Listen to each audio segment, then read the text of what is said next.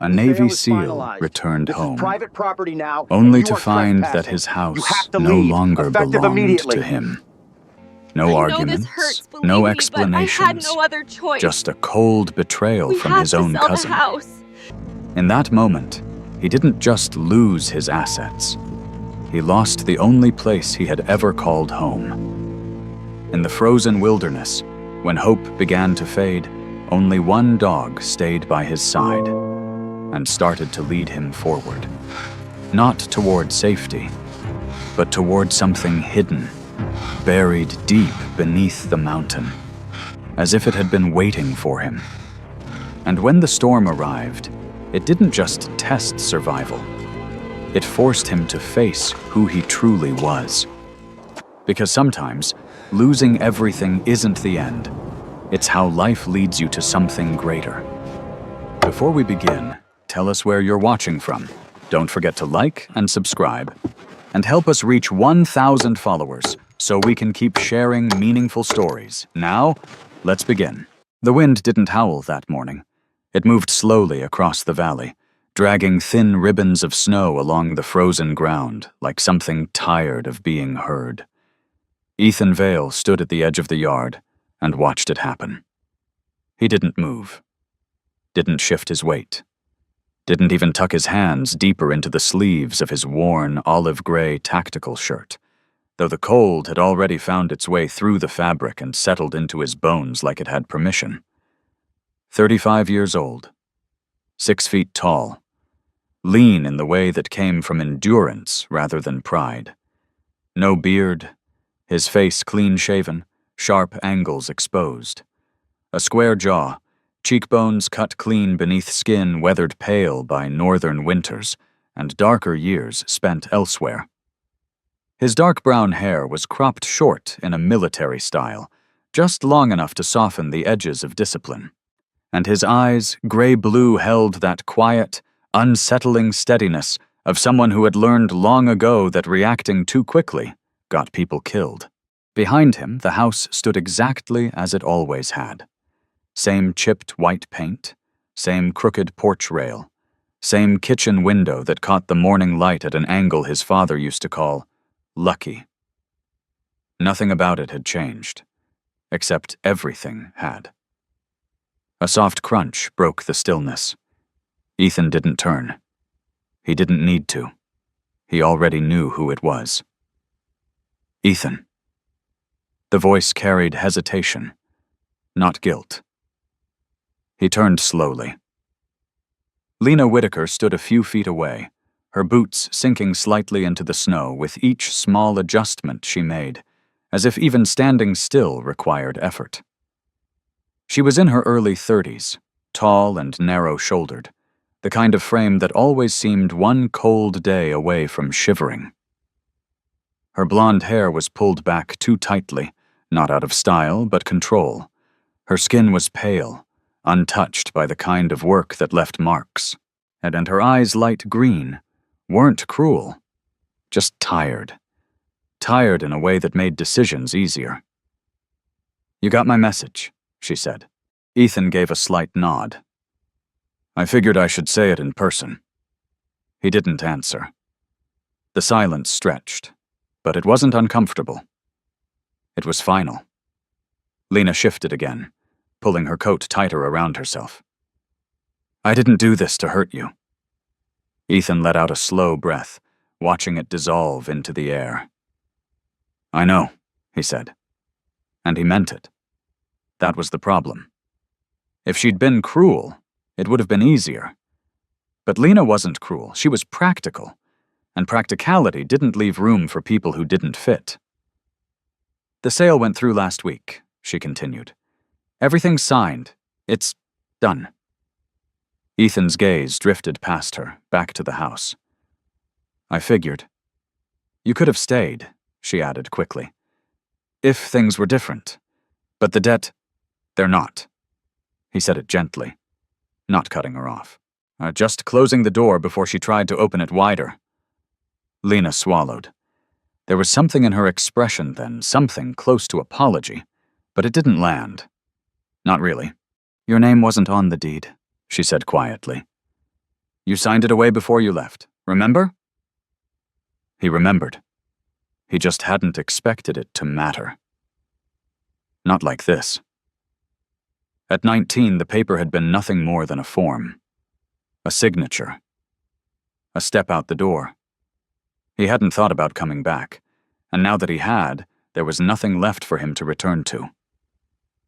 A low sound rose behind him. Not loud. Not aggressive. Just certain.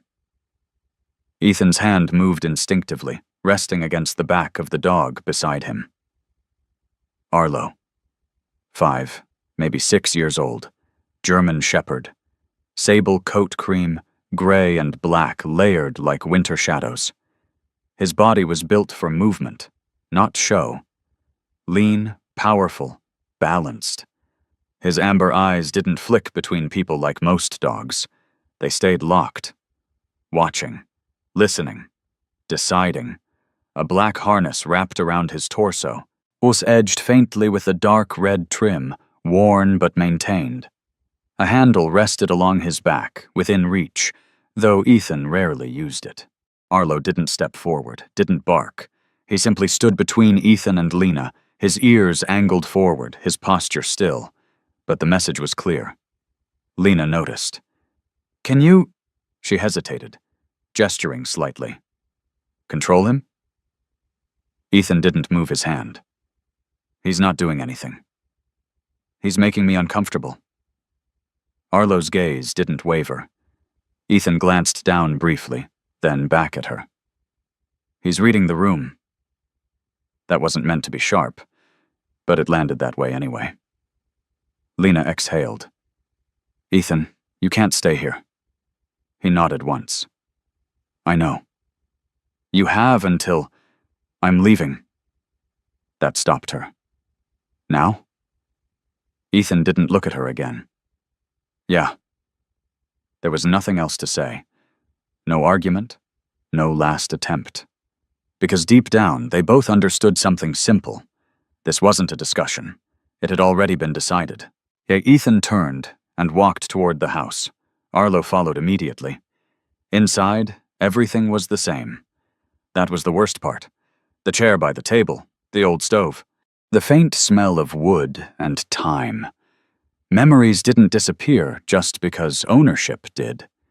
They just lost permission to exist. His room hadn't changed either. A bed, a dresser, a duffel bag sitting half-packed from a life that had never fully settled. Ethan moved through the space methodically. Shirts, socks, the old jacket from overseas creased at the elbows, heavier than it looked. A photograph of his father, taken years before illness had hollowed him out. That one he paused on. Just for a second. Then he packed it. Arlo stayed close. Not pacing. Not restless. Just present. Watching every movement like it mattered. The zipper closed louder than it should have. Ethan slung the bag over his shoulder and took one last look around. There was nothing left here for him. Not really. He stepped back into the kitchen. Lena hadn't moved, but neither of them spoke. At the door, Ethan paused. Not because he expected her to stop him, but because some part of him needed to be sure. He waited. 1 second. 2. Nothing. He opened the door. The cold hit him immediately, sharp, clean, absolute. Snow crunched beneath his boots as he stepped onto the porch. Arlo followed. Behind them, the door closed. Not slammed, just shut. Ethan stood there longer than he expected, not looking back, just listening. The valley was quiet. Too quiet. Then Arlo moved. Not forward. Not toward the road, but sideways. Toward the tree line. The dog stopped, nose lifting slightly, ears adjusting as if catching something carried beneath the wind. Ethan frowned. "What is it?" Arlo didn't bark. didn't react like something was wrong. He just turned his head and looked north. Not once, not casually, but with a stillness that didn't belong to instinct alone. Ethan followed his gaze. There was nothing there. Just forest. Just snow. Just distance. And yet, something in his chest shifted. Not fear, not curiosity. Something quieter, something older. A memory, maybe. His father's voice, years ago, half forgotten over the sound of a fire. If you ever run out of places to go, there's always somewhere the mountain keeps for you. Ethan exhaled slowly. Yeah, he murmured. Arlo didn't move, didn't look away. Ethan adjusted the strap on his shoulder. The road to town lay behind him. Warmth, light, people. But the dog wasn't looking that way, and for reasons he couldn't explain. Neither was he. Ethan stepped off the porch, into the snow, not toward the road, but toward the trees. Each step took him further from everything he had known, and closer to something he didn't. Arlo moved ahead this time. Not far. Never far. Just enough to lead without leaving. The wind picked up slightly, carrying the scent of pine and something else beneath it. Faint, almost unnoticeable. Ethan didn't recognize it. But Arlo did. That was enough. He didn't look back. Not at the house. Not at Lena.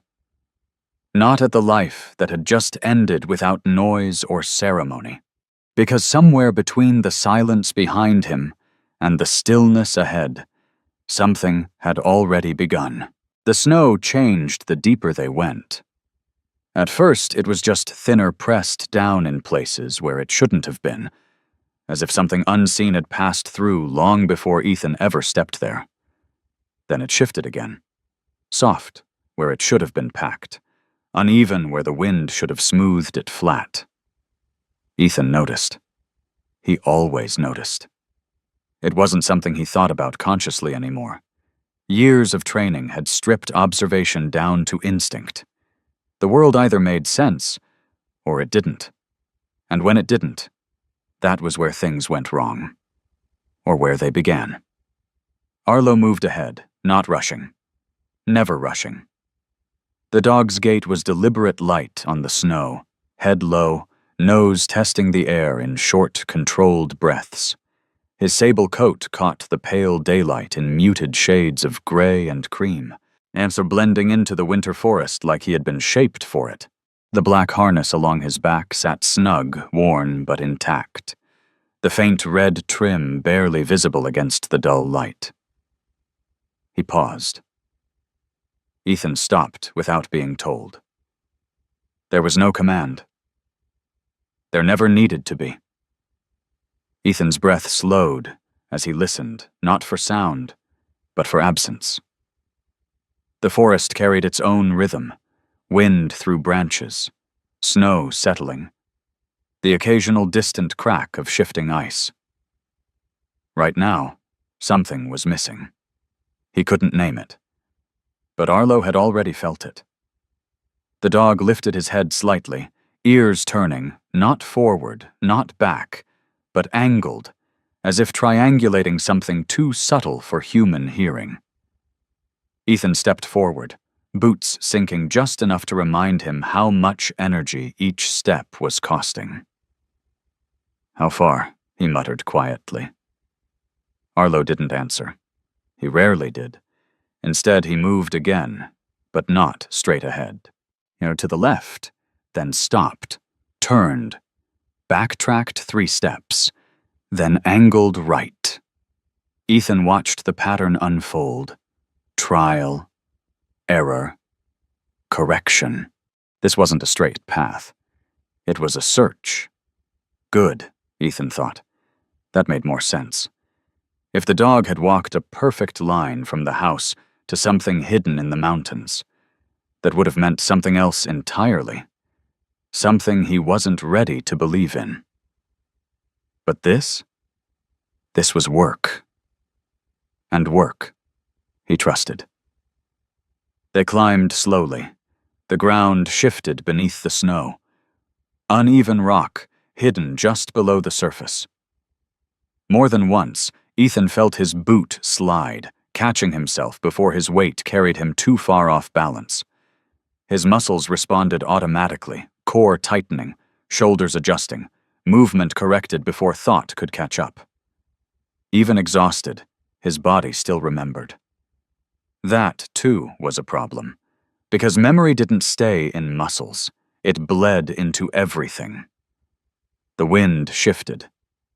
For a split second, it wasn't wind anymore. It was the distant thrum of rotors, low, familiar, too familiar. Ethan froze, not visibly, but something inside him locked. The trees blurred, not physically, but in the way his mind tried to rewrite them. Dark trunks becoming silhouettes of something else, snow lifting into ash, the cold thinning into heat that wasn't there. His breath caught. Just once. That was all it took. A solid pressure hit his leg. Firm. Grounded. Ethan blinked. The forest snapped back into place. Snow. Trees. Silence.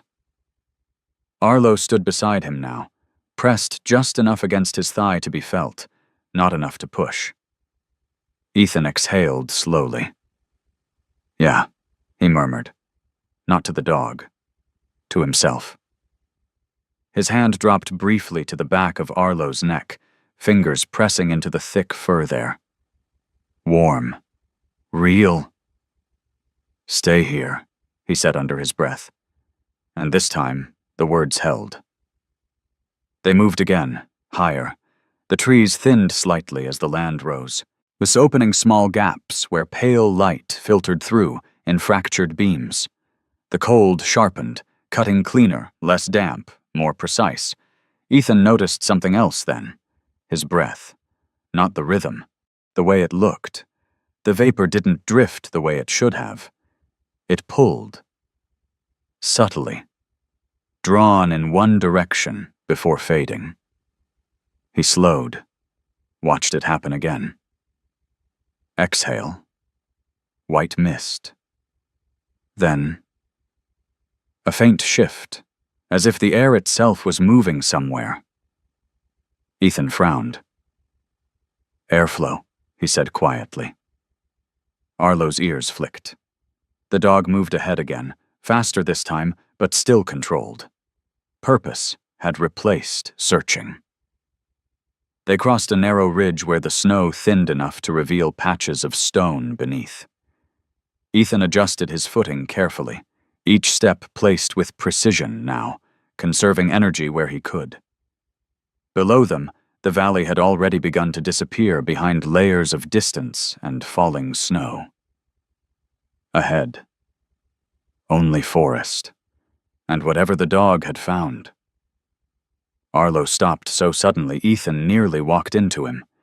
The dog didn't lower his head. Didn't sniff. Didn't move at all.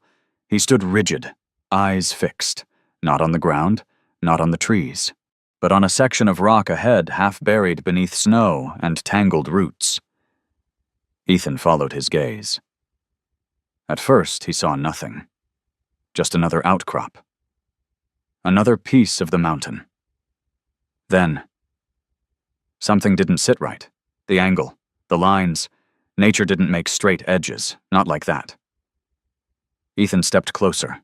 Slow, controlled. The air changed again. Not warmer, not exactly, but steadier, less exposed. He crouched, brushing snow aside with the back of his glove. The texture shifted instantly. Not loose earth, not raw stone. Smooth. Too smooth. Ethan stilled. For a moment, he didn't breathe. Not out of fear, but recognition. This, he muttered, barely audible. Arlo moved, then one step forward, nose lowering, pressing into the edge where rock met something darker behind it. And for the first time since leaving the house, Ethan felt something unfamiliar rise through the cold. Not hope. Not yet.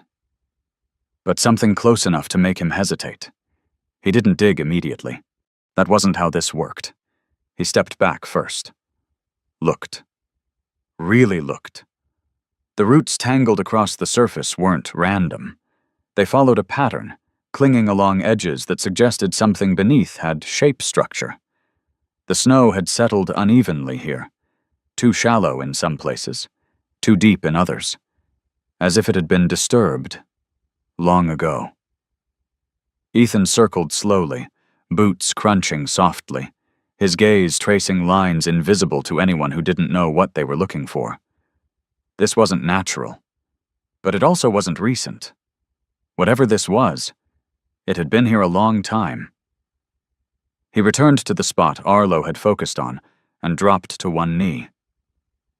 The cold bit instantly through the fabric at his knee, but he ignored it.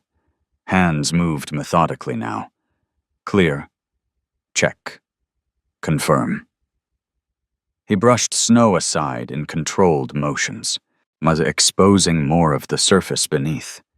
Glass. Cracked. Clouded with age, but unmistakable. Ethan leaned back slightly, exhaling. Well, he said quietly. There was no humor in it, just acknowledgement. Arlo shifted beside him, watching not the glass, but Ethan. Always Ethan. You knew something was here, he murmured. The dog didn't react. Didn't need to. Ethan reached forward again, clearing more of the edge until he found what he was actually looking for. A seam. Narrow. Almost invisible. Running along the side where the structure met the rock, a hatch or something close to it. Hidden, Ethan said under his breath. Not buried. Hidden. That mattered. He pressed his gloved hand against it. Solid. Cold. But not frozen through. That meant something, too. There was space beneath. Air. Maybe more. He shifted his weight, testing the edge. It didn't move. Of course it didn't. Not without effort. Ethan sat back on his heels for a moment, breathing steady, or eyes fixed on the structure in front of him. This was it. Or it wasn't. There wasn't much in between. He glanced at Arlo. The dog had settled slightly now. Not relaxed, but no longer rigid. Alert. Watchful. But not warning. That was enough. Ethan nodded once. All right, he said, not to the dog, to the moment. He adjusted his grip on the edge of the hatch, planting one boot firmly against exposed rock for leverage. Muscles tightened, not strained, prepared. Let's see what you've been dragging me toward, he murmured. He pulled. At first, nothing. Then, a shift, small, barely there, but real. Ethan's jaw tightened. Good. That was all he needed. He reset his grip, adjusted his stance, and pulled again this time with controlled force, not brute strength. The hatch gave just enough to confirm what he already knew. It would open. Not easily. Not quickly. But it would. Snow slid from the edges, falling into the narrow gap as it widened just slightly. A thin line of darkness appeared beneath. Ethan stopped. Well, not because he couldn't keep going, but because he didn't need to. Not yet. He stared at that narrow opening, at the darkness beneath it, at the air that moved differently there. Subtle, contained, alive. Behind him, the forest remained silent, untouched, unaware. Ethan exhaled slowly, his breath steady now. "This is something," he said quietly. "Not a conclusion. Not a victory. Just truth." Arlo stepped closer, standing at his side, both of them facing the same direction. The mountain didn't respond. It didn't need to. It had already said enough. And for the first time since he had stepped away from everything he used to call his life, Ethan didn't feel like he was walking without direction. He had found something. Or something had let itself be found. The opening wasn't wide enough. Not yet. Ethan stood over the partially shifted hatch, one hand still resting against its edge, feeling the cold metal beneath his glove. It wasn't frozen solid, which told him more than anything else could have. There was airflow beneath it. Subtle. Controlled. That meant space. Not just a pocket. Something larger. He exhaled slowly, steadying his breathing, not from exertion, but from the quiet awareness that this moment mattered more than it should have. Behind him, the forest remained unchanged. Snow settled in soft, intermittent whispers. Branches creaked under weight. The world above continued as if nothing had been disturbed. But here, something had been waiting. Ethan shifted his stance, planting both boots firmly into the exposed rock. He adjusted his grip again, and this time sliding his fingers along the seam to find leverage. "All right," he murmured under his breath. He pulled. This time the hatch moved farther. Not easily, not cleanly, but enough. Snow slid into the gap as it widened, spilling downward in loose clumps that disappeared into darkness below. The sound was muted, absorbed too quickly. That told him something else. Depth. Ethan paused. Not because he was tired, because he was thinking. A structure like this didn't build itself, didn't hide itself. Someone had put it here. Someone had maintained it, or had, once. He glanced sideways. Arlo stood close, not tense, not relaxed, balanced, somewhere between the two. His amber eyes flicked briefly toward the opening, then back to Ethan, as if measuring his reaction, rather than the space itself. "You're not worried," Ethan said quietly. Arlo didn't move. That was answer enough. Ethan nodded once, then braced again. The hatch resisted, but it wasn't locked. Just reluctant. But like something that hadn't been opened in a long time. With a final controlled pull, the edge lifted enough for Ethan to slide it aside. The opening revealed itself fully then. Narrow. Angled slightly downward. Just wide enough for a man to fit through if he turned his shoulders. Ethan crouched, peering into the darkness. Nothing looked back. No movement. No sound. Just stillness. He reached down, brushing away the remaining snow from the threshold. The surface beneath was not raw stone. It was shaped. Cut. Smoothed in places where hands had worked it deliberately. "This wasn't rushed," he muttered. Whoever built this had taken their time. That meant purpose. Ethan leaned closer, letting his eyes adjust to the shift in light. There. A faint difference in texture along the inside wall. Not just rock. Something else. He pulled back slightly. Air flowed outward in a steady, almost imperceptible current. Not cold like the surface, not warm either, but stable, contained, sheltered. Ethan sat back on his heels for a moment, weighing it. The decision wasn't about curiosity. It was about risk. Entering a confined space alone, with limited visibility, unknown structure, and no clear exit. That wasn't exploration. That was commitment. He glanced over his shoulder. The forest stretched behind him, indifferent. There was no one coming. No one watching. No one who would notice if he didn't come back out. That thought settled quietly. Not heavy. Just present.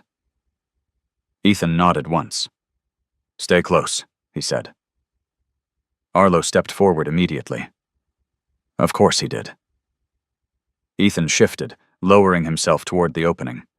One knee down, one hand braced against the outer rock, the other guiding his descent as he angled his shoulders through the narrow entrance. The stone scraped lightly against his shirt. The darkness swallowed him faster than he expected. Within seconds, the light behind him narrowed to a thin outline. Then less. Then almost nothing. Ethan paused. Not out of fear. Out of discipline. He let his eyes adjust slowly, resisting the instinct to move too quickly. His hand pressed against the wall beside him. Rough. But not entirely natural. There were sections where the surface had been smoothed, worn down over time. Usage. Repeated contact. Someone had been here. A long time ago. Or not so long. Ethan swallowed once, then moved forward. One step, then another. His boots echoed softly against the ground duller than expected, as if the space absorbed sound rather than carried it. The passage angled downward, forcing him to lower his posture slightly. Behind him, Arlo moved without hesitation. No hesitation. That mattered. The air changed as they went deeper. Not warmer, but less aggressive. The biting edge of the wind was gone, replaced by something steady, predictable. Ethan noticed his breathing shift. Not as sharp, not as strained. Shelter. The word came uninvited. He didn't trust it. Not yet. But a sound broke through the stillness. Sharp. Close. Stone shifted above him. Ethan froze instantly.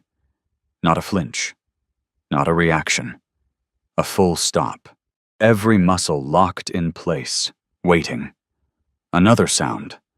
Lower this time. A faint crack followed by a soft crumble of debris falling somewhere ahead. Ethan's heart kicked once hard.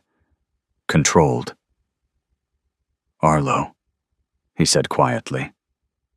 The dog didn't bark, didn't retreat. But his body changed. Weight shifted forward. Ears angled. Not in fear, in focus. Then something else. A low, strained sound. Not from the tunnel. From the dog. Ethan's head snapped toward him. "Hey!" Arlo stood still, but not steady. One of his front legs had shifted awkwardly against uneven ground beneath the snow that had fallen inside. A small rock, loosened by the earlier movement, had pinned just enough of his footing to throw off his balance. Not trapped, but wrong. Ethan moved immediately, crouching down, hands already searching in the dim light. "Easy," he said. His fingers found the stone, pressing against it. Weight.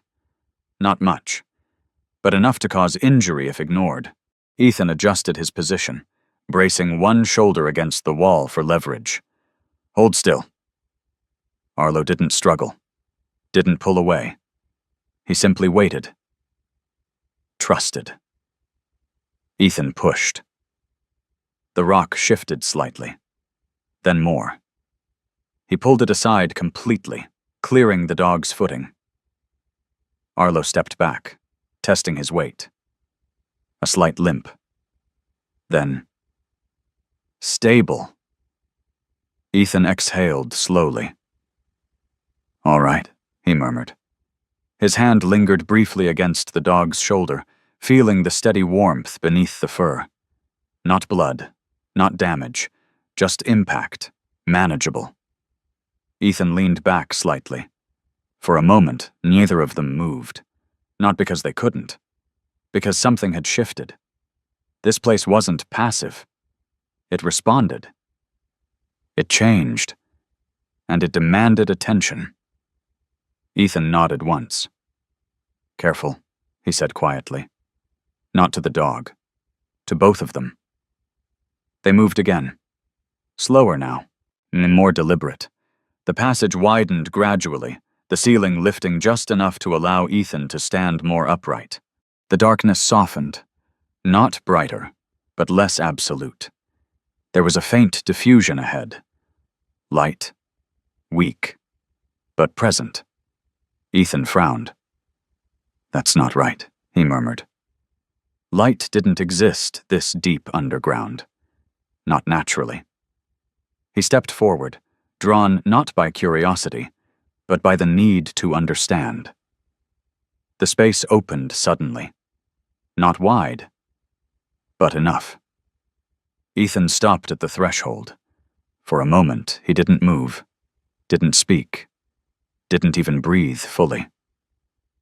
The chamber revealed itself slowly as his eyes adjusted. Stone walls. Not jagged. Stacked. Fitted. Deliberate. A structure. Not carved randomly. Built. To one side, a narrow shaft extended upward, barely visible, but enough to explain the faint light filtering down. Ventilation. Light source. Control. Ethan stepped in. His boots made contact with a surface smoother than the tunnel behind him. They flattened. Used. He turned slowly, taking it in. A low platform along one wall. A recessed space that resembled a fireplace blackened at the center. Shelves carved directly into the stone. Empty now, but not forgotten. This is real, he said quietly. Not disbelief. Recognition. Arlo moved ahead, nose low, scanning the ground, then lifting toward the walls, the air, the structure itself. His posture shifted again. Not tense, not cautious. Aware, but not afraid. That told Ethan more than anything else. He stepped further inside, setting his bag down slowly. The weight left his shoulder with a sensation almost unfamiliar. Relief, but not complete. Not yet. He turned back once, looking toward the narrow passage they had come through. The opening looked smaller from this side. More hidden. More protected. Ethan exhaled. This place wasn't just shelter. It was designed to be unseen. That mattered. Everything about it mattered. He moved toward the wall, running his gloved hand lightly along the surface, smooth in places, worn. Time had passed here. Time had stayed here. Someone had lived here. Not briefly, not accidentally. Deliberately. Ethan leaned back slightly, eyes drifting upward toward the faint shaft of light above. Then back down. To the space. To the dog. Arlo had settled near the center of the room now. Lowering himself slowly, his body finally easing in a way it hadn't since they left the house. Ethan watched that. Not the movement. The meaning behind it. Safe. Not completely. But enough. Ethan nodded once. Yeah, he said quietly. Not to Arlo, to the room. We can work with this. The words didn't carry certainty, but they didn't need to. They carried something better. Possibility. The first night didn't feel like survival. It felt like hesitation. Ethan didn't sleep right away. He sat with his back against the stone wall, legs stretched out in front of him, one hand resting loosely near the small fire pit he had managed to piece together from what remained of the structure. The fire itself was weak. Not enough to warm the room. Just enough to exist. A small, flickering thing that fought more than it burned. It took him longer than it should have to get it going. The wood he found, stacked in the corner left behind by someone who had known exactly what this place needed, was dry, but old. Some pieces crumbled too easily. Others refused to catch at all. Ethan adjusted. Tried again. Smaller pieces first. Controlled airflow. Shield the spark. He didn't rush. He never rushed. Because rushing got people killed. And the flame caught, eventually. Reluctant, but alive. Now it crackled softly, pushing back just enough darkness to remind him where he was. And where he wasn't. Arlo lay a few feet away, curled near the center of the room, his body angled toward the entrance even in rest. His amber eyes were half closed, but not asleep. Never fully asleep. Watching. Always watching. Ethan studied him for a moment. "You're not settling," he said quietly. Arlo didn't move, but one ear shifted. That was enough. Ethan nodded once. "Yeah," he murmured. "Me neither." He leaned forward slightly, feeding another piece of wood into the fire, adjusting its position with careful precision. The heat didn't spread far, but it didn't have to. Not yet. What mattered was control. And this place, it could be controlled. That realization came slowly, not as comfort, as calculation. The walls weren't random. They held heat differently depending on where the stone had been smoothed. And the vent shaft above created a faint but steady pull of air enough to keep the fire alive if managed correctly, but not so strong that it stripped heat away. Someone had built this to last. That thought settled heavier than expected, because it meant something else. Someone had stayed here, for a long time. Ethan's gaze drifted toward the shelves carved into the far wall. Empty, at least at first glance. He pushed himself to his feet, joints stiff from the cold and the long climb, and crossed the room slowly. His boots echoed softly against the stone floor. Muted.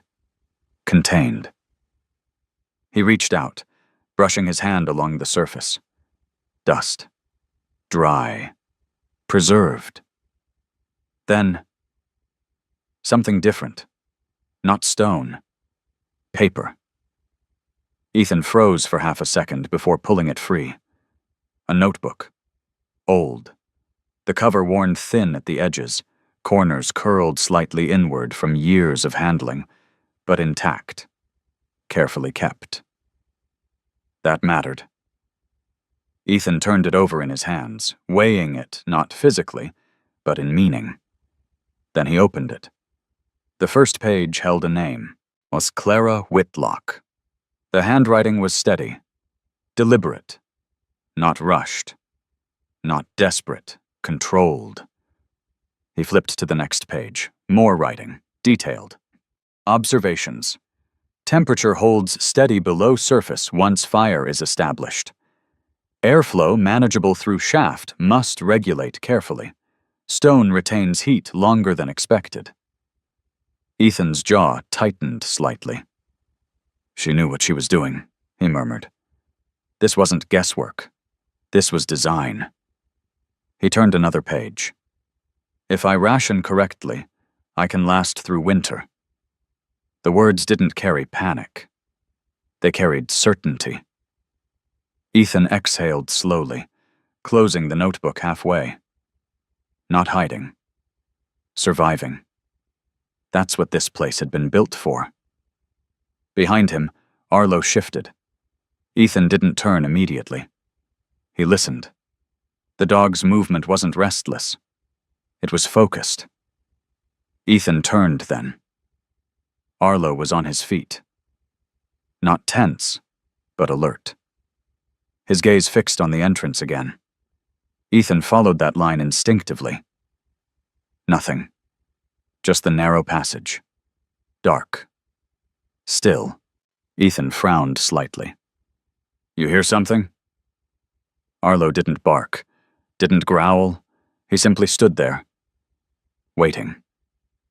Ethan exhaled slowly. Yeah, he muttered. Me too. Even if he didn't. Not really. But something about the air.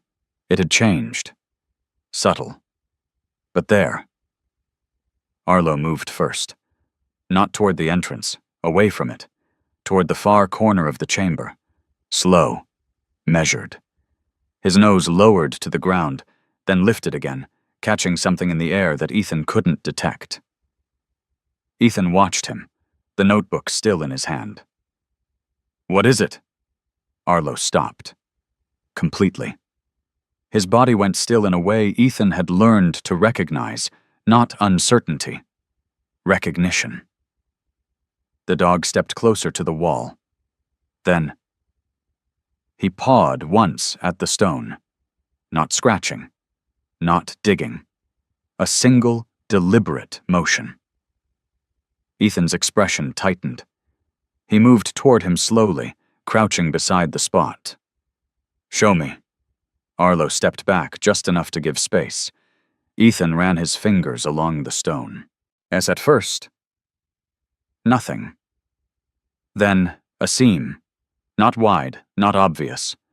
But there, different from the rest of the wall. Ethan pressed against it lightly. It didn't move. But it wasn't solid. There was space behind it. Hidden. Ethan leaned back slightly, eyes narrowing. "Not just a shelter," he murmured. Arlo watched him. Silent. Waiting. Ethan looked at the wall again. Then away, not yet. Whatever was behind that, it could wait. Because something else mattered more.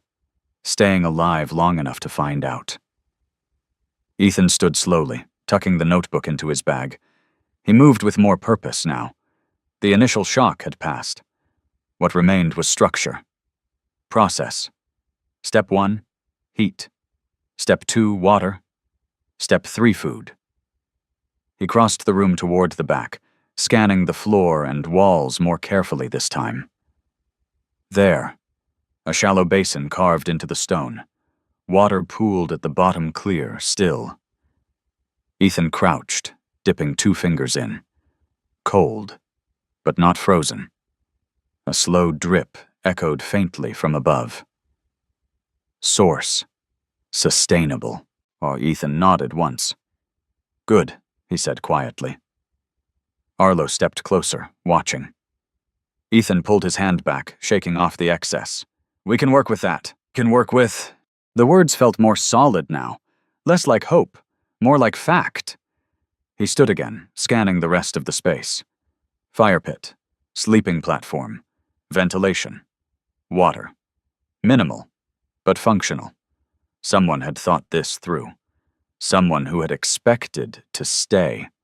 Ethan moved back toward the fire, adjusting it carefully. The flame responded slowly, growing steadier as he fed it in controlled intervals. Not too much, not too fast, balance. Everything here depended on balance. Arlo settled again, this time closer to the fire, though still angled toward the entrance. Always that balance. Rest. But ready. Ethan sat down across from him, elbows resting loosely on his knees. For the first time since leaving the house, he allowed himself to stop thinking about what was behind him. Not because it didn't matter, but because it didn't need him anymore. If the cold outside still existed. The people. The life he had walked away from. All still there, but not here. Here. There was something else. Something quieter. Something that didn't demand anything from him. Not yet. Ethan leaned back slightly, his head resting against the stone wall. The fire crackled softly between them. Arlo's breathing slowed. Steady. Even. Ethan closed his eyes. Just for a second. Not enough to sleep. Just enough to feel the absence of tension. It didn't last long. It never did. But it was there, and that was enough. For now. He opened his eyes again, staring into the fire. "We'll fix it," he said quietly. Not the shelter. Not the past. Just everything that could still be fixed. Arlo's ear flicked once. Acknowledgement. Nothing more. Ethan nodded. Yeah, he murmured. Then he reached forward, adjusting the fire one more time. Because surviving here wasn't going to be about luck. It was going to be about doing everything right, one decision at a time. Morning didn't arrive the way it used to. There was no horizon here, no open sky stretching across miles of land, no gradual shift from darkness to light. Instead, it slipped quietly into the chamber-thin, filtered, almost reluctant through the narrow shaft above. Ethan noticed it before he opened his eyes. The change wasn't visual. It was structural. The air felt different, lighter, not warmer, but less heavy. He exhaled slowly, blinking once as the faint gray light outlined the stone around him. The fire had burned down to embers. Still alive. Barely. Good. That meant he had managed it correctly. Across from him, Arlo was already awake. Of course he was.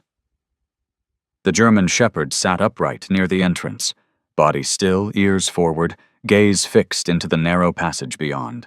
At his sable coat caught the dim light in soft layers of gray and shadow, blending him almost completely into the stone and darkness. He hadn't moved much, Ethan could tell. The position was too exact, too intentional. You didn't sleep, Ethan murmured. Arlo didn't look back. Didn't need to. Ethan pushed himself up slowly, his muscles protesting in small, controlled ways that he ignored. His body had taken worse. This wasn't pain. This was adjustment. He moved toward the fire, feeding it carefully small pieces first, letting the flame rebuild itself instead of forcing it. Control. Everything here was about control. Behind him, Arlo shifted slightly, not relaxing, adjusting. Ethan glanced over his shoulder. The dog's focus hadn't changed, still locked on the entrance. Ethan followed that line of sight again. Nothing visible, but something was there. Not a sound.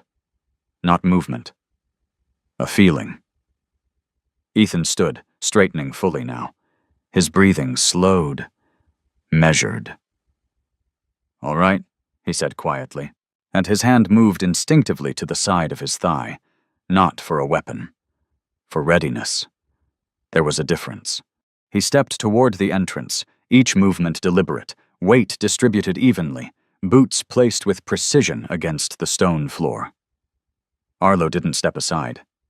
He stayed exactly where he was, between Ethan and whatever was outside.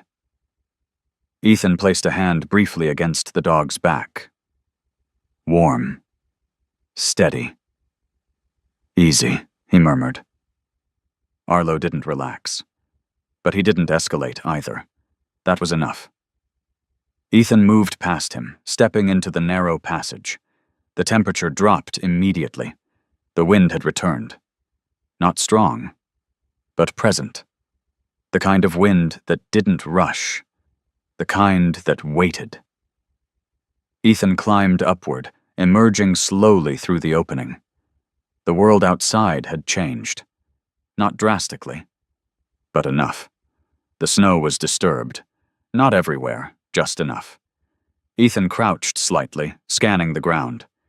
Tracks, boot prints, partially covered, but recent. He didn't touch them. Didn't need to. He studied the depth, the spacing, the direction. One person. Moving carefully. Not wandering. Tracking. Ethan's jaw tightened slightly. Not an accident, he muttered. Behind him, Arlo stepped out into the light, nose lowering immediately, following the pattern Ethan had already read. The dog moved forward 2 steps, stopped, then turned his head slightly, not toward the tracks, but toward the trees. Ethan noticed. Of course he did. Different direction? He asked quietly. Arlo didn't respond directly, but his posture shifted.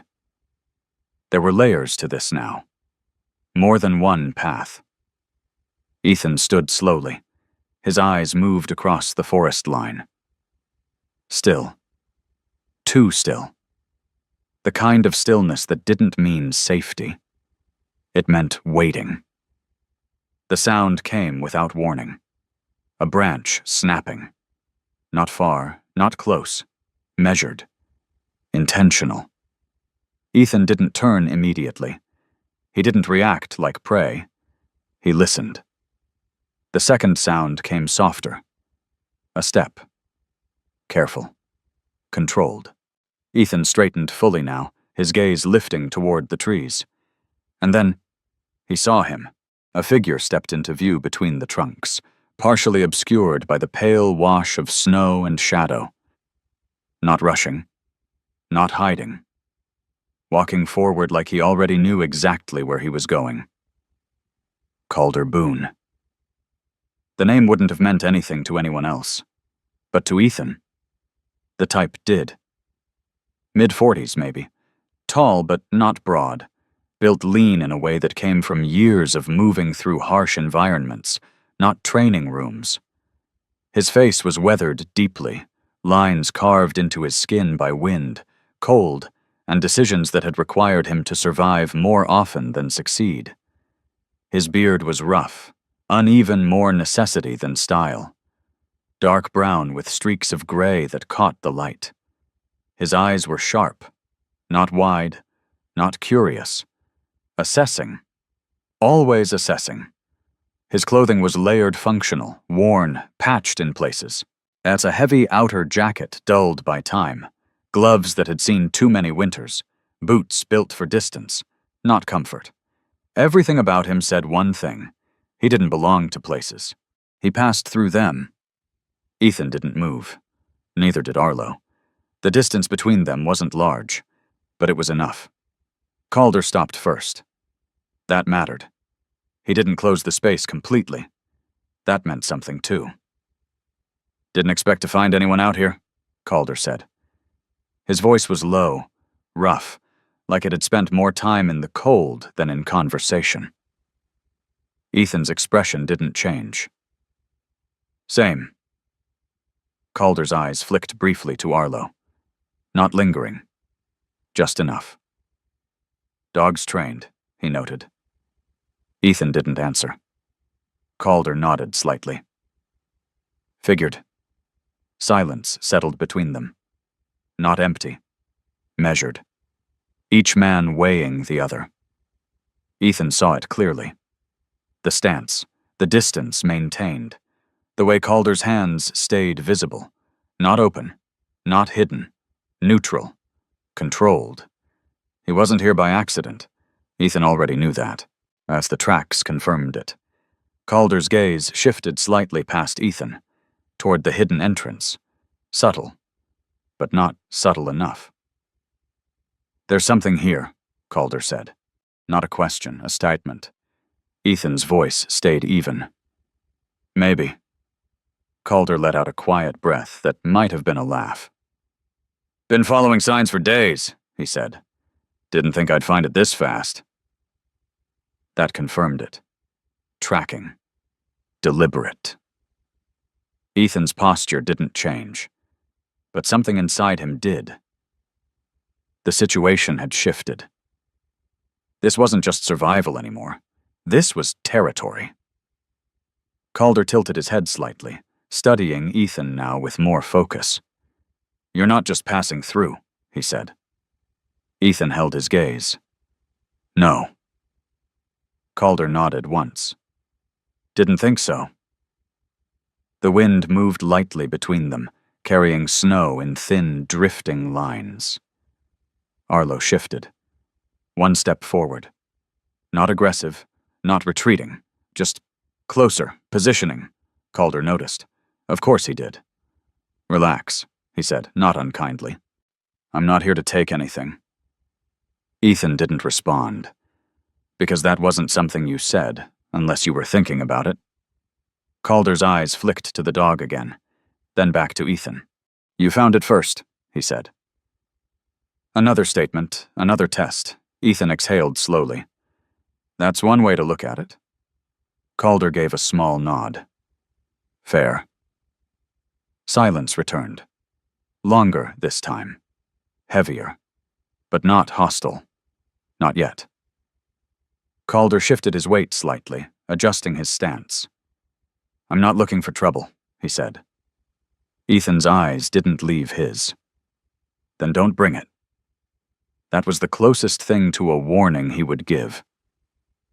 Calder studied him for a moment longer.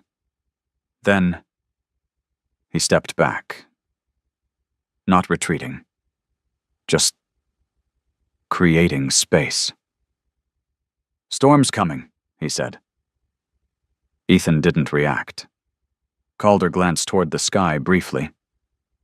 You can feel it if you've been out long enough. Ethan already knew.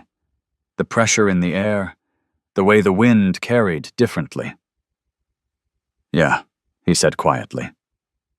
Calder nodded once, and then we both know what that means.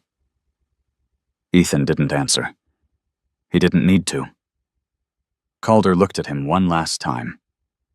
Then turned, not leaving completely, not staying either.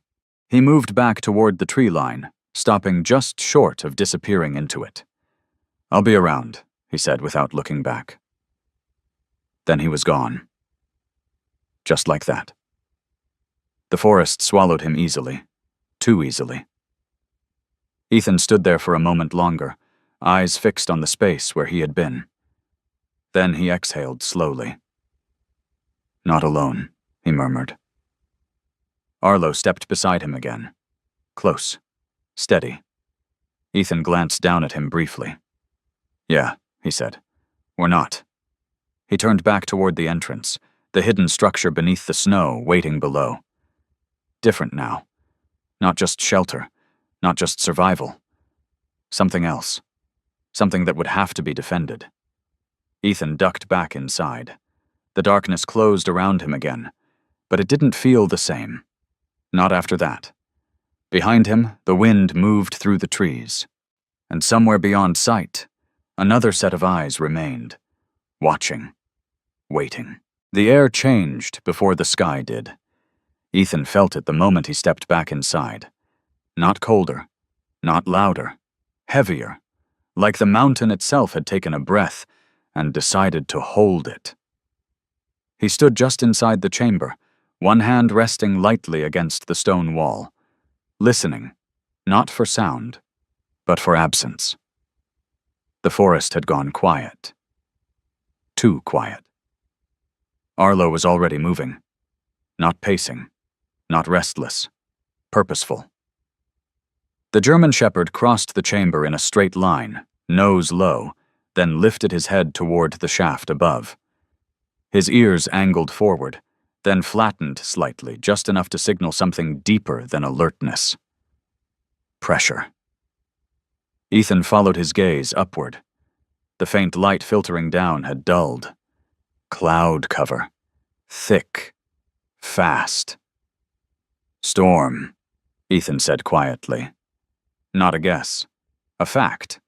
He moved immediately, while dropping his pack near the wall and crouching by the fire pit. The embers still held heat, but not enough. Not for what was coming. He worked quickly, but not rushed. There was a difference. Wood-dry pieces first, smaller, controlled. He adjusted the airflow near the shaft, testing how much draw the vent would allow before it began pulling heat too aggressively. Balance. Everything here depended on balance. Behind him, Arlo shifted again. Closer now. Not to the fire. To Ethan. That mattered more. Ethan glanced back briefly. The dog's posture had changed. Not defensive. Not reactive. Anticipating. Ethan nodded once. Yeah, he murmured. We ride it out. The first gust hit moments later. Not outside. Inside. A sudden rush of air forced down through the shaft, scattering loose ash from the fire pit and sending a thin spiral of dust into the chamber. Ethan leaned forward instinctively, shielding the flame with one hand. Easy, he muttered. The fire flickered violently, then steadied. For now. As the second gust followed harder, this time the sound came with it, a low, building howl that rolled across the mountain like something alive. Ethan didn't look at the entrance. He didn't need to. He knew what it looked like out there. White. Movement. Chaos. And no direction. He adjusted the wood again, feeding the fire just enough to grow without choking it. Too much fuel, and the smoke would build. Too little, and the heat would die. Balance. Arlo settled beside him, close enough that their sides almost touched. Not seeking warmth. Seeking position. Ethan felt it. The steady pressure of the dog's body grounding him more effectively than anything else could. "Stay with me," Ethan said quietly. Arlo didn't move. Didn't need to. The storm escalated quickly. Minutes, or maybe less. Time bent inside places like this.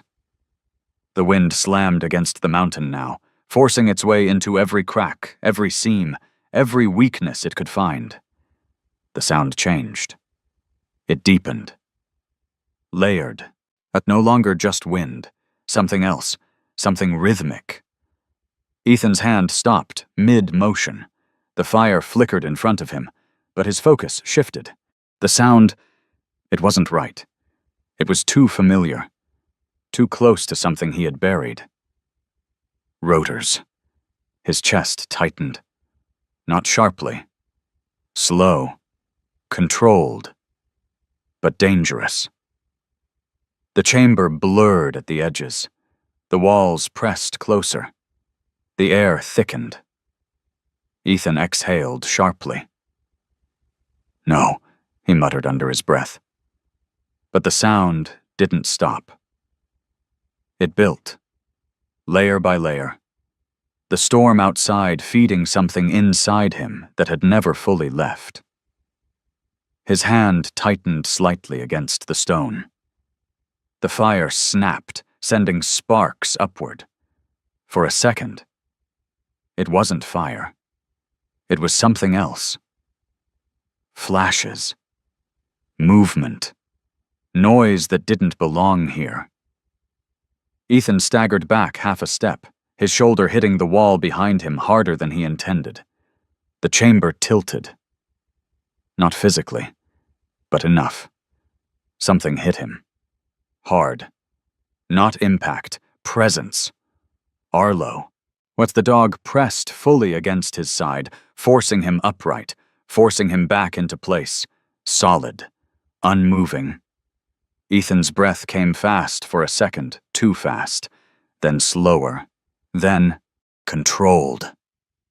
His hand moved instinctively, gripping the thick fur at the back of Arlo's neck. Ground. Real. Here. Not there. Ethan closed his eyes for half a second, then opened them again. The chamber snapped back into focus. Stone. Fire. Wind. Nothing else. The sound shifted again. Just wind. Only wind. Ethan exhaled slowly, his body still tense, but no longer unraveling. "That one was close," he said quietly. Arlo didn't move, didn't step away. He stayed exactly where he was until Ethan's breathing steadied completely. Only then did he ease back slightly. Not leaving. Just giving space. Ethan ran a hand down the dog's shoulder once. Firm. Grounding. "Good call," he murmured. The words weren't casual. They were truth. The storm didn't peak. It layered. Each gust building on the last, turning the outside world into something unrecognizable. Inside the chamber, Ethan worked continuously. Fire, vent, position. Every few minutes, he adjusted something. Not because it was failing, because it might. That was the difference between surviving and hoping. Arlo stayed near him the entire time. Not pacing, not reacting to the noise, watching, always watching. At one point, Ethan noticed something. The dog's attention wasn't on the storm. Not entirely. It kept returning. To him. Ethan frowned slightly. "What?" he muttered. Arlo didn't respond, but his gaze didn't shift. Ethan leaned back slightly, letting the realization settle. "You're not worried about the storm," he said quietly. A pause. Then, "You're watching me." Arlo's ear flicked once. That was enough. Ethan let out a slow breath. "Yeah," he murmured. "I get it." He reached down briefly, resting his hand against the dog's head. The contact steadied both of them. Outside, the storm roared louder. Then, something new. A sound that didn't belong. Ethan's head snapped toward the entrance. Arlo was already standing, every muscle locked. Not in fear, in focus. The sound came again. Faint. Broken. Not wind. Not debris. Something else. Ethan moved slowly toward the passage, each step deliberate despite the urgency pressing at the edges of his mind. "Stay," he said quietly. Arlo didn't stay. Of course he didn't. He followed. Ethan reached the narrow opening and stopped just short of stepping outside. The wind hit hard, cutting through the space, carrying snow and ice with it. Visibility. Almost nothing. The sound came again. Weak. Strained. Ethan's breath caught. "That's not the storm," he said under his breath. Arlo let out a low sound, not a bark. A signal. Focused. Locked. Ethan leaned forward slightly, straining to hear. There, again, a voice, or something close to it. Broken by wind. Carried in fragments. Human. Ethan pulled back half a step. The fire behind him. The shelter. Everything they had built in the last hours. Safe. Contained. And out there, nothing. No guarantee. No control. Just risk. Ethan's jaw tightened. "This is how people die," he muttered quietly. Not from the storm, from the decision. From stepping out when they should have stayed in. He knew that. He had seen it. More times than he wanted to remember. Arlo shifted beside him. Closer to the opening. Not hesitating. Waiting. Ethan looked down at him. "You hear it too," he said. Arlo's ears remained forward. That was answer enough. Ethan exhaled slowly, forcing his mind to slow down. Distance. Conditions. Time. If someone was out there, they didn't have much of it left. Ethan turned slightly, glancing back toward the chamber. The fire. The walls. The structure that had already saved them once. Then back to the storm. The sound came again. Weaker. Closer. Ethan closed his eyes for half a second, then opened them. Decision made. "Not yet," he said under his breath. But his feet didn't move, because something had already shifted. Was the line between staying alive and doing what mattered was thinner than it should have been. Ethan stepped forward. Into the storm. The cold hit him instantly. Hard. Sharp. The wind slammed into his chest, forcing him to brace just to stay upright. Snow blinded him within seconds. The world reduced to white and motion. "Arlo!" he called. The sound disappeared immediately, swallowed whole.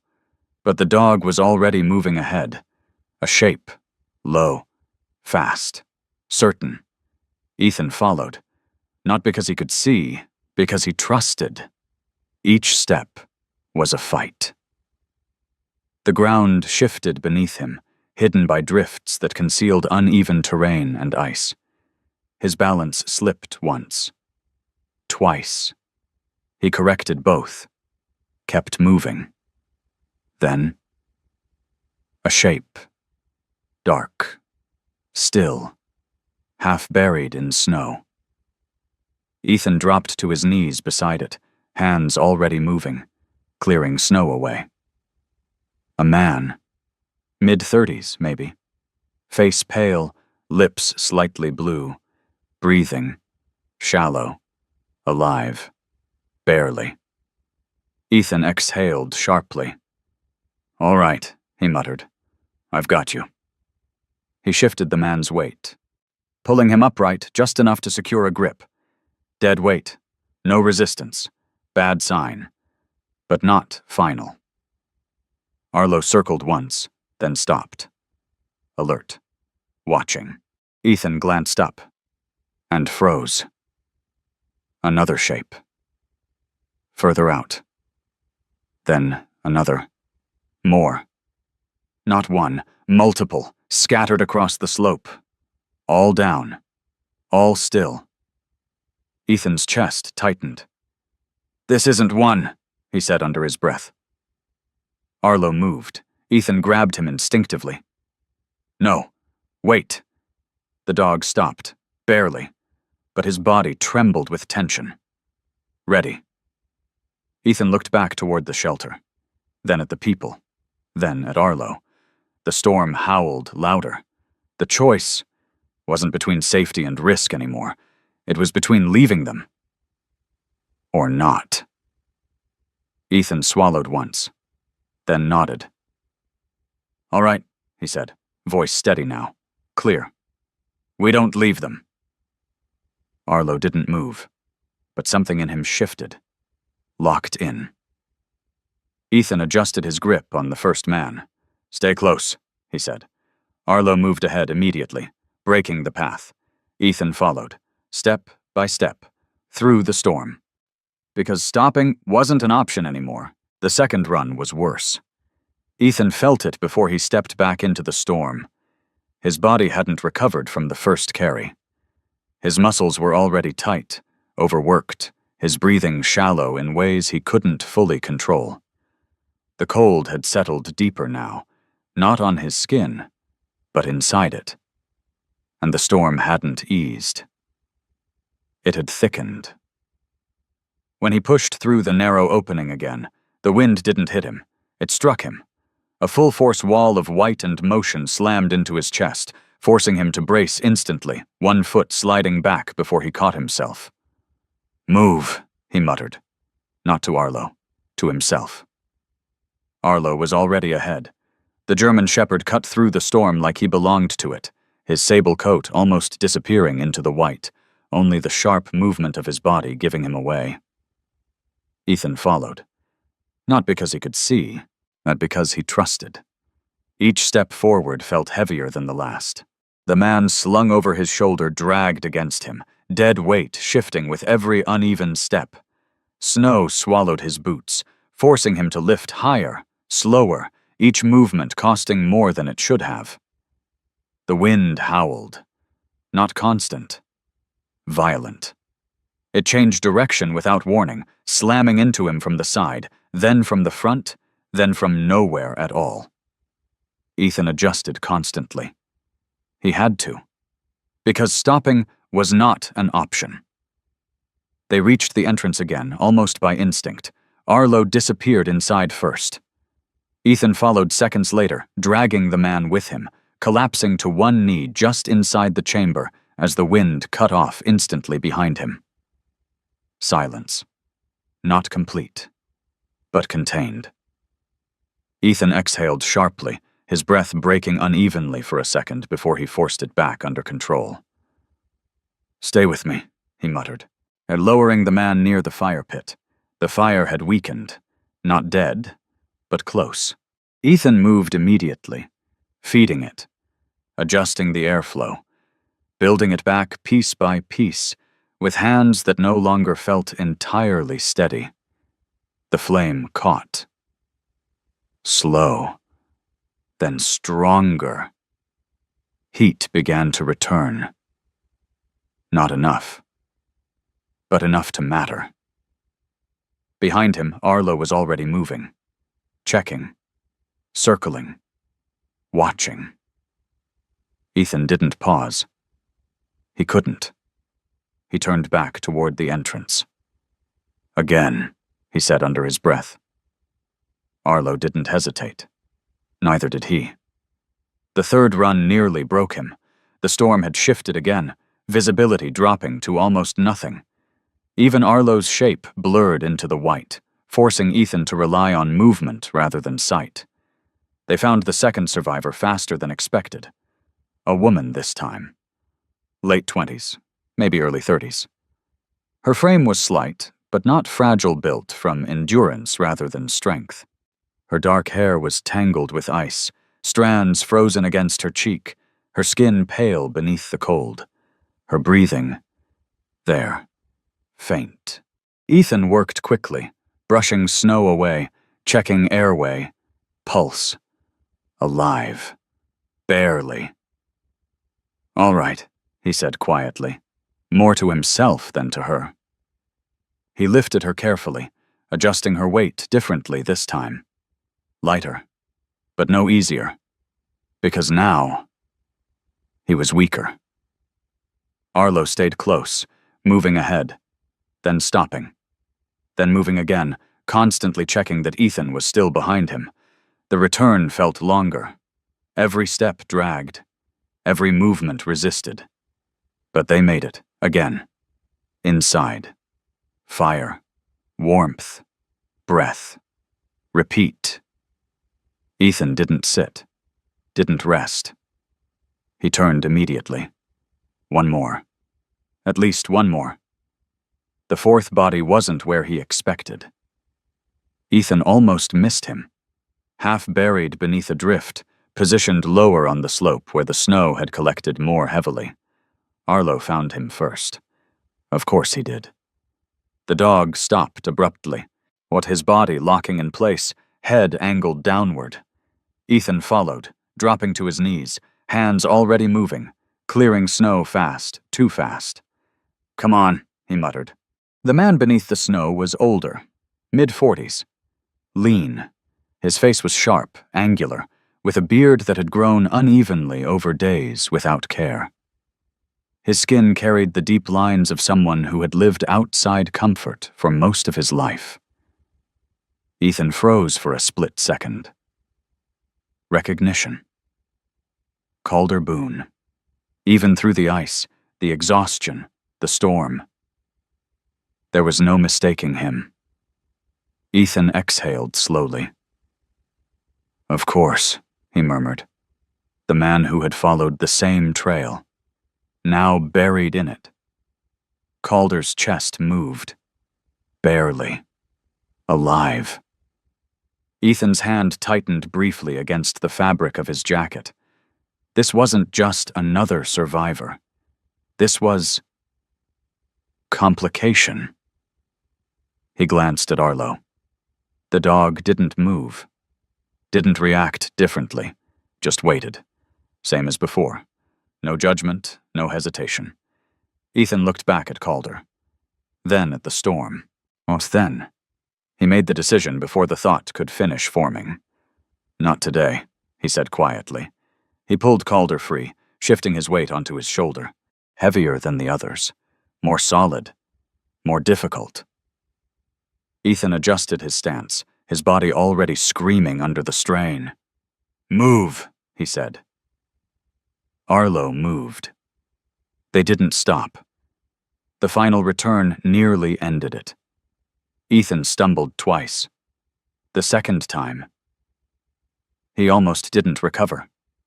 His knee buckled under the combined weight and exhaustion, his body dipping hard enough that the storm nearly took him sideways. Arlo stopped instantly. Turned. Waited. Ethan gritted his teeth, forcing himself upright again. "Don't," he muttered. Not to the dog. To himself. He pushed forward. One step. Then another. The world narrowed to that. Nothing else existed. Not the storm, not the cold. Just forward. Then stone. Familiar. The slope shifted upward slightly. The outline appeared. Faint, barely visible through the white. The entrance. Ethan exhaled sharply. "Oh, come on," he breathed. Arlo surged forward, disappearing inside. Ethan followed seconds later, dragging Calder through the opening, collapsing just inside as the storm cut off behind him once more. This time, he didn't move right away. He couldn't. His hands braced against the stone floor, his breathing breaking into sharp, uneven bursts before he forced it back under control. "Not done," he muttered. He pushed himself up. Slow. Painfully. But upright. The fire had held. Barely. Ethan fed it again, building it stronger now. Faster. No hesitation. No wasted motion. Heat spread. Slowly. But real. Behind him, Arlo moved from one body to the next, checking. Always checking. Ethan followed, shifting each person closer to the fire, adjusting position, clearing wet clothing where he could, making space where there wasn't enough. One of them coughed. Weak. But there. Ethan nodded once. "Good," he said quietly. Plus, another shifted. A hand moved slightly. Signs of life. Enough. Then, a sound behind him. Ethan turned. Calder. The man stirred, his eyes opening slowly, unfocused at first, then sharpening as they found Ethan. Recognition came quickly. Confusion followed. "You," Calder rasped. Ethan didn't react. "Yeah," he said. Calder's gaze shifted, scanning the chamber, the fire, the others, Arlo. Understanding settled slowly. "You brought me back," he said. Not a question. Ethan's jaw tightened slightly. "You were out there." Calder let out a weak breath that might have been a laugh. "Didn't think you would," he admitted. Ethan didn't answer immediately. He didn't need to. Calder's eyes moved to Arlo. "That dog," he murmured. Ethan followed his gaze. Arlo stood a few feet away, watching. Not tense, not relaxed. Present. Calder shook his head slightly. "Figures," he said. Silence settled. Not heavy, not hostile. Different. Calder shifted slightly, wincing as the movement pulled through his body. "You should have left me," he said quietly. Ethan leaned back slightly, his eyes drifting toward the fire, then back. "No," he said. Simple. Final. Calder studied him for a long moment, then nodded once. Not agreement. Acceptance. The storm broke before dawn. Not suddenly. Gradually. The sound changed first, losing its edge, softening into something less violent, less immediate. Inside the chamber, the fire burned steady. Ethan hadn't slept. He moved between the survivors, checking breathing, adjusting position, managing what little they had. Arlo stayed close. Always. The first to wake was the woman. Her eyes opened slowly, confusion flickering before settling into something else. Relief. "You're safe," Ethan said quietly. The words felt different now, more real. The others followed, one by one, weak, but alive. Calder was the last. When he sat up fully, his gaze moved around the chamber again, slower this time, more deliberate. "This place," he said. Ethan didn't answer. Calder nodded slightly. "You didn't just find it," he said. Ethan exhaled slowly. "No." Calder looked at Arlo again, then back at Ethan. "You were led." Ethan didn't respond, but he didn't argue either. Because some things didn't need to be explained. Outside, the storm had passed. Inside, something had changed. This wasn't just shelter anymore. It wasn't just survival. It had become something else, a place people reached and didn't disappear. Ethan sat back slightly, his body finally slowing, his breathing steady. He looked at Arlo. The dog met his gaze, steady as always. Ethan nodded once. "Yeah," he said quietly, "we made it." And for the first time, that felt like enough. There are moments in life when everything is taken away, when the world grows cold, silent, and unforgiving. In those moments, it may feel like you are alone, forgotten, or even erased. But sometimes, what feels like an ending is actually a quiet redirection. Ethan did not find that place by accident, and Arlo did not choose that path without reason. There are things in this world we may never fully understand. Instinct, timing, the way one step leads to another at exactly the right moment. Some would call it coincidence. Others would call it faith. But maybe it is something more. Maybe it is the quiet hand of God, guiding us when we can no longer see clearly, placing us exactly where we need to be, even when it feels like we are lost. In our daily lives, we all face storms. Some are loud and visible. Others are silent battles inside our hearts. We question, we doubt, we struggle to keep moving forward. But just like Ethan, sometimes the strength we need comes not from certainty, but from choosing to take one more step, and from the presence that refuses to leave our side. And sometimes that presence is a person. Sometimes it is a dog. And sometimes it is God working through both. If this story meant something to you, take a moment to share it with someone who might need a reminder that they are not alone.